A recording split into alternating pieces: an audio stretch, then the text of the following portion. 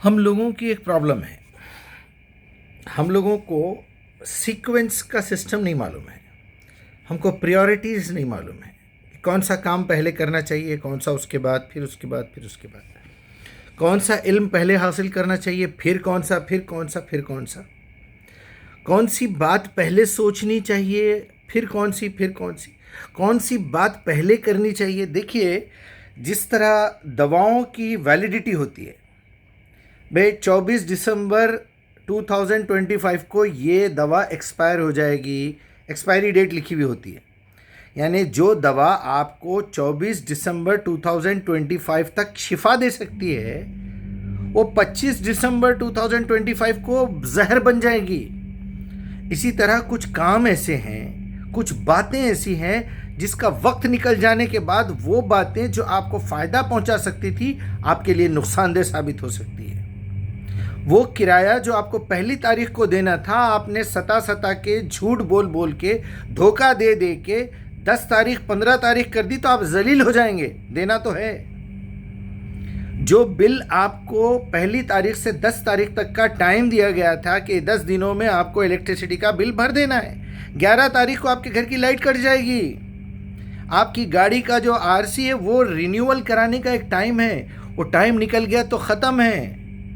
دوا کھانے کا بھی ایک ٹائم ہے، کھانا کھانے سے پہلے کی گولی الگ ہے، کھانا کھانے کے بعد کی گولی الگ ہے۔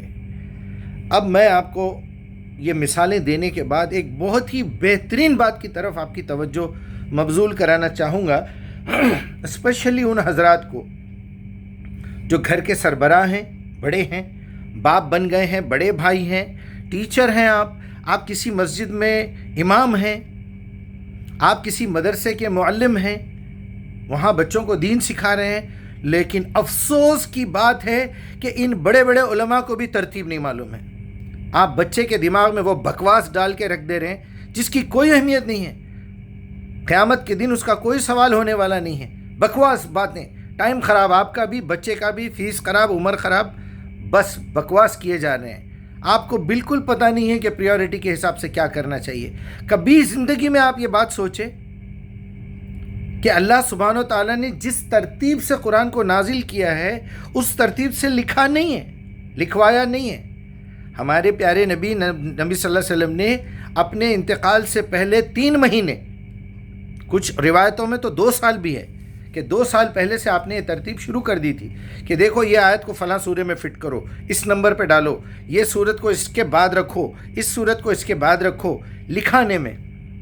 لیکن جب 10 ذی الحجہ کو قرآن مکمل ہو گیا، الیوم اکملت لکم دینکم، یا پھر اذا جاء نصر اللہ والفتح ورأیت الناس يدخلون فی دین اللہ افواجا فسبح بحمد ربک واستغفر انہ کان توابا، یہ آخری صورت نازل ہوئی جو تاریخوں میں ہے، لاجیکلی بھی لگتا ہے۔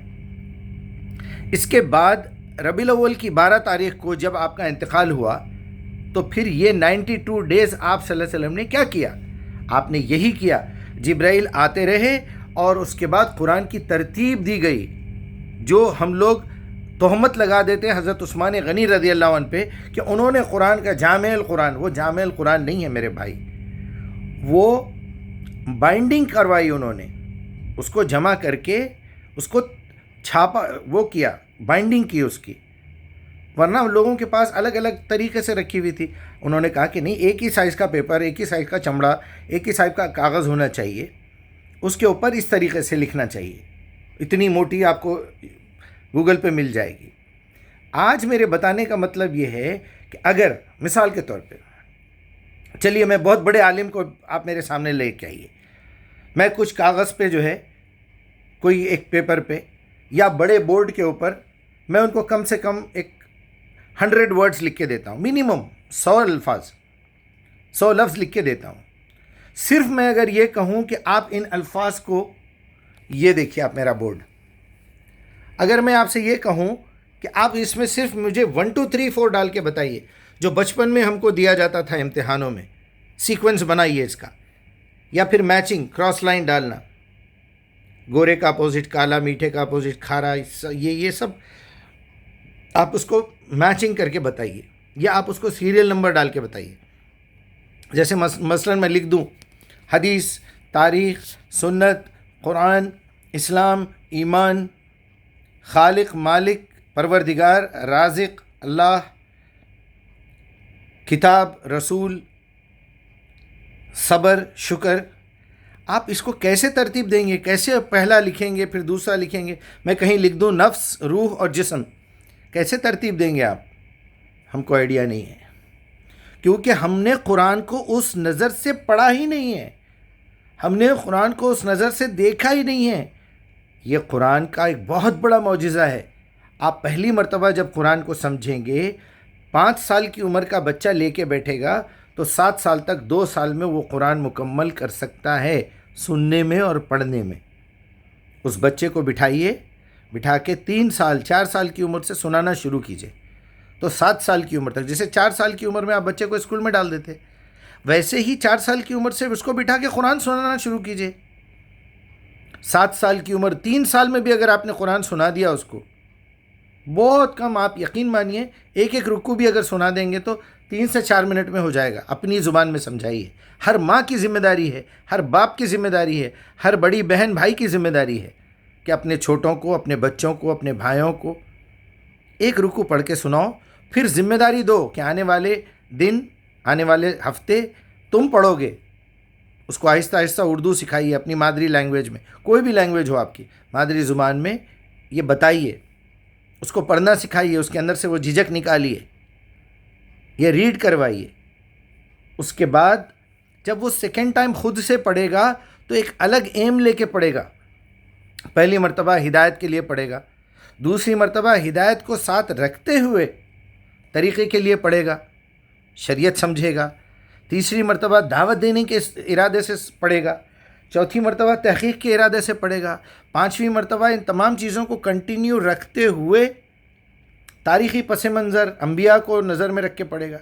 آپ زندگی بھر پڑھتے رہیے، 1500 سال سے 15 کروڑ سے زیادہ کتابیں لکھی جا چکی ہیں ایک کتاب کے بارے میں، لیکن آج تک دل نہیں بھرا لوگوں کا، اور یہ سمندر ہے۔ بہرحال میری آپ سے گزارش ہے کہ سیکوینس سیکھیے زندگی میں۔ ہم کو پتہ ہی نہیں ہے، ہم کو کچھ بھی پتہ نہیں ہے۔ یعنی پوری نماز ہو جانے کے بعد اگر کوئی وضو کرے تو آپ اس کو کیا کہیں گے؟ یا وضو کرنے کے بعد ٹوائلٹ جا کے آئے تو آپ اس کو کیا کہیں گے؟ یعنی آپ اندازہ کیجئے، جو فرض نمازوں کی اہمیت اللہ تعالیٰ نے بتائی ہے یا اللہ کے نبی نے سکھائی ہے، اس کی اہمیت نہیں ہے۔ جمعہ کے دن بڑا تیار ہو کے جاتے، ارے جمعہ کی نماز فرض نہیں ہے میرے بھائی، وہ نفل نماز ہے۔ جمعہ کا خطبہ فرض ہے، اس ٹائم پہ تو ہم یہاں گیمز کھیلتے بیٹھے ہوئے ہیں، یا کوئی نہانے گیا ہوا ہے، کوئی ادھر بزی ہے، کوئی ادھر بزی، ابھی تو خطبہ چل رہا ہے۔ کیوں اتنی بے عزتی ہو رہی خطبے کی؟